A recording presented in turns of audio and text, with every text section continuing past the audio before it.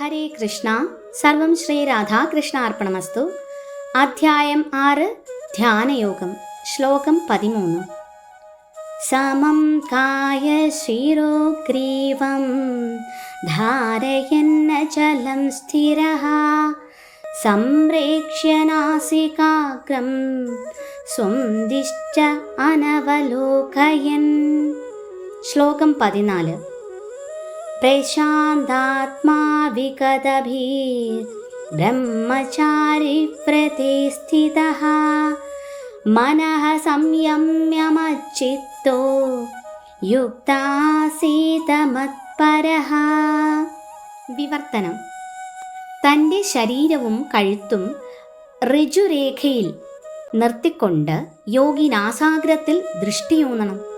സ്വസ്ഥവും നിയന്ത്രിതവുമായ മനസ്സോടെ നിർഭയനായി ബ്രഹ്മചര്യനിഷ്ഠനായി സ്വഹൃദയസ്ഥനായ എന്നെ ജീവിതത്തിൻ്റെ ആത്യന്തിക ലക്ഷ്യമെന്ന് ഗ്രഹിച്ച് ധ്യാനിക്കണം.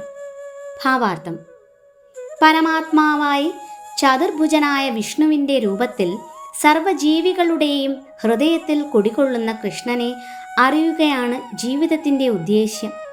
യോഗമെന്നത് സ്ഥാനീയ വിഷ്ണുവിനെ ഈ നിലയിൽ കണ്ടറിയാനുള്ള പരിശീലനമല്ലാതെ മറ്റൊന്നുമല്ല.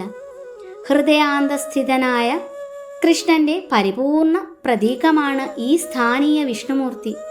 വിഷ്ണുമൂർത്തിയെ സാക്ഷാത്കരിക്കാൻ ഉദ്ദേശിക്കാതെ മിഥ്യായോഗ ചര്യയിലേർപ്പെടുന്നവർ സമയം പാഴാക്കുകയാണ് ചെയ്യുന്നത്.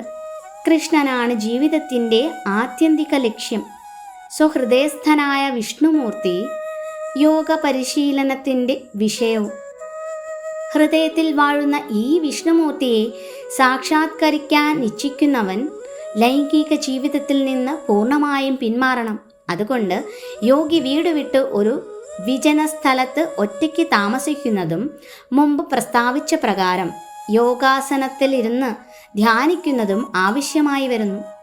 സ്വഗൃഹത്തിൽ നിന്നോ അന്യസ്ഥലത്തു നിന്നോ ദിവസേന ലൈംഗിക സുഖം അനുഭവിക്കുകയും അതോടൊപ്പം യോഗ പരിശീലനം നേടുകയും ചെയ്ത് യോഗിയാവാൻ ഒരാൾക്ക് സാധ്യമല്ല. മനോനിയന്ത്രണം ചെയ്ത് എല്ലാ തരത്തിലുള്ള ഇന്ദ്രിയ സുഖഭോഗങ്ങളെല്ലാം ഉപേക്ഷിക്കാൻ അയാൾ ശീലിക്കേണ്ടിയിരിക്കുന്നു. ലൈംഗിക ജീവിതത്തിനാണ് ത്യാജ്യങ്ങളായ ആ വിഷയങ്ങളിൽ ഏറ്റവും പ്രാധാന്യം. ബ്രഹ്മചര്യ നിഷ്ഠയെക്കുറിച്ച് യാജ്ഞാവൽക്യ മഹർഷി ഇങ്ങനെ പറയുന്നു: കർമ്മണ മനസാ വാചാ സർവാവസ്ഥാസു സർവഥാ സർവത്ര മൈഥുനത്യാഗോ ബ്രഹ്മചര്യം പ്രചക്ഷതേ. ഏതവസരത്തിലും എവിടെ വച്ചും എപ്പോഴും ശരീരം കൊണ്ടോ മനസ്സുകൊണ്ടോ വാക്കുകൊണ്ടോ പൂർണ്ണമായും ലൈംഗിക വിഷയത്തിൽ ഏർപ്പെടാതിരിക്കലാണ് ബ്രഹ്മചര്യവ്രതം. ലൈംഗിക ബന്ധം പുലർത്തിക്കൊണ്ട് ആർക്കും ശരിയായ യോഗാഭ്യാസം ചെയ്യാൻ സാധ്യമല്ല. അതുകൊണ്ട് ലൈംഗിക ജീവിതം എന്തെന്നറിയാത്ത കുട്ടിക്കാലം മുതൽക്കേ ബ്രഹ്മചര്യം പരിശീലിപ്പിക്കുന്നു. കുട്ടികളെ 5-ാം വയസ്സിൽ ഗുരുകുലങ്ങളിലേക്ക് അയക്കുകയും അവിടെ വെച്ച് ആധ്യാത്മിക ആചാര്യൻ ബ്രഹ്മചാരികൾക്ക് വേണ്ടുന്ന നിഷ്കൃഷ്ടമായ ശിക്ഷണം നൽകുകയും ചെയ്യുന്ന പതിവുണ്ട്. ഇങ്ങനെയുള്ള പരിശീലനം കൂടാതെ ധ്യാനയോഗത്തിലോ ജ്ഞാനയോഗത്തിലോ ഭക്തിയോഗത്തിലോ ആർക്കും മുന്നേറാനാവില്ല. വൈവാഹിക ജീവിതത്തിലെ നിയമങ്ങൾ മുറയ്ക്ക് പാലിക്കുകയും സ്വപത്നിയുമായി അതും നിയന്ത്രിതമായി മാത്രം ലൈംഗിക ബന്ധം പുലർത്തുകയും ചെയ്യുന്ന ഒരാളെയും ബ്രഹ്മചാരി എന്ന് വിളിക്കാം. അങ്ങനെയുള്ള നിയന്ത്രിതാത്മാവായ ഗൃഹസ്ഥ ബ്രഹ്മചാരിയെ ഭക്തി പ്രസ്ഥാനത്തിൽ സ്വീകരിച്ചേക്കാം. എന്നാൽ അവരെ ജ്ഞാന ധ്യാനയോഗ പ്രസ്ഥാനക്കാർ സ്വീകരിക്കുകയില്ല തന്നെ.